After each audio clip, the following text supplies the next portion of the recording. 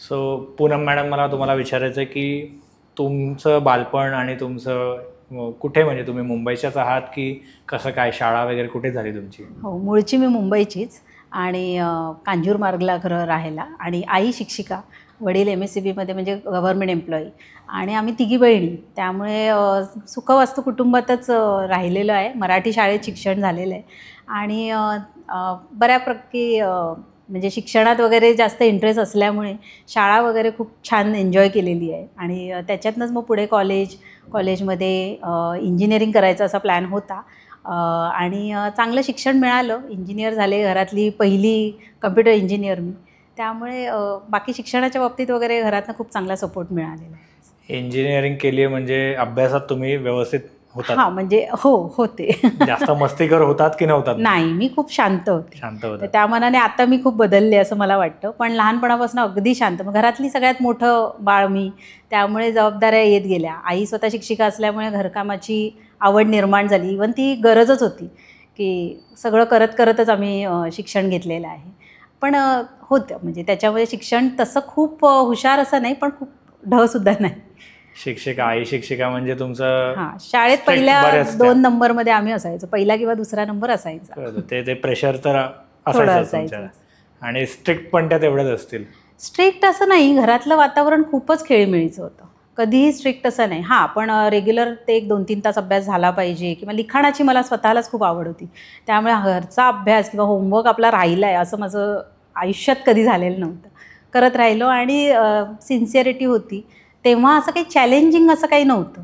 Normal या, रोजचा अभ्यास करा, गृहपाठ, वर्गपाठ हे सगळं आपलं असायचंच, त्याप्रमाणे चालायचंच. सो शाळा तुमची कांजूरमार्गलाच झाली?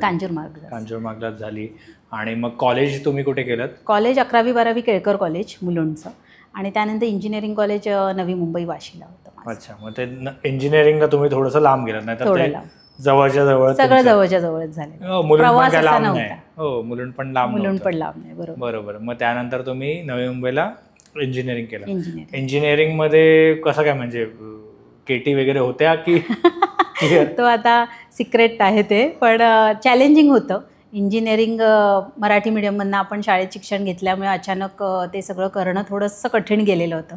शिवाय आता आपण बघतोय ना, मुलांना खूप गायडन्स मिळतं वेगवेगळ्या, यूट्यूब म्हणा, किंवा आपल्या आईवडीलच तेवढे आता हे झालेले आहेत की चारी बाजूनी शिक्षण मिळत असतं.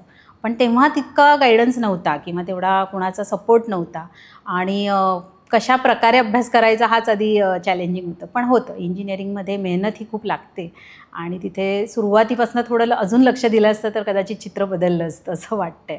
इंजिनिअरिंग जेव्हा झालं त्यावेळेला मग तुम्ही जॉब केला, कसं काय केलं?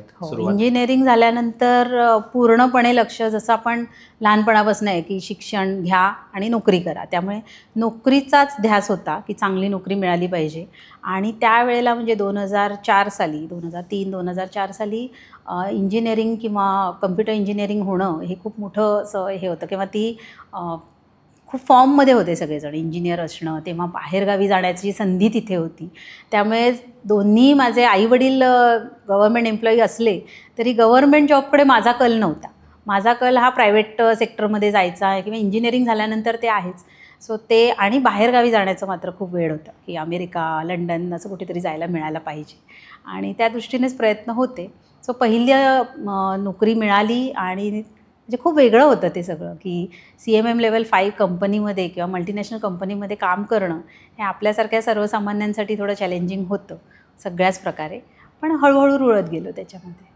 सो तुम्ही मल्टीनॅशनल कंपनीमध्ये काम केलं, मग त्याच्यामध्ये बऱ्याच गोष्टी तुम्हाला शिकायला मिळाल्या असेल, जसं की तिथे मेजरली मी ऐकलं पॉलिटिक्स चालतं, तर ते तुम्ही अनुभवलं असेल. हां, थोडंफार. त्या गोष्टीला तुम्ही कसं टॅकल केलं?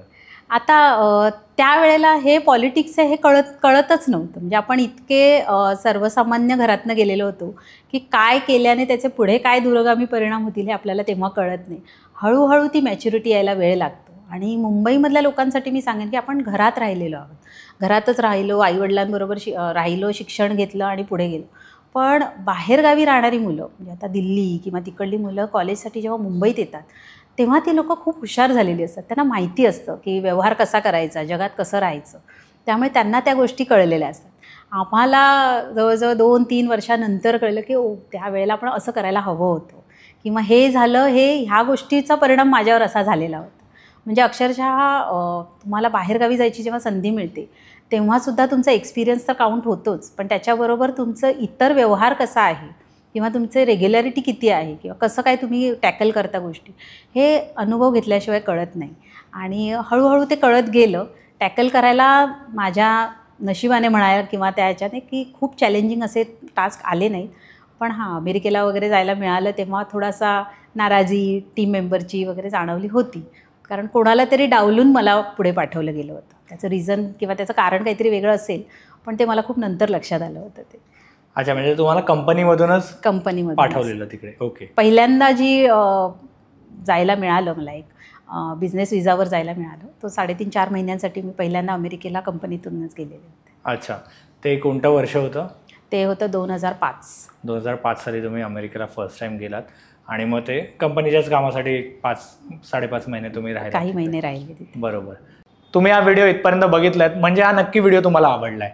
ह्याचा पूर्ण पॉडकास्ट आपल्या मेन यूट्यूब चॅनलवर आहे, ज्याचं नाव आहे वन टेक विथ अनिकेत. हे चॅनल तुम्ही नक्की फॉलो करा. आणि इंस्टाग्रामवर आम्ही बऱ्याच रील्स ह्या व्हिडिओच्या अपलोड केलेल्या आहेत, त्या पण तुम्ही सगळ्या बघा. आणि वन टेक विथ अनिकेत हे इंस्टाग्राम चॅनल पण फॉलो करा.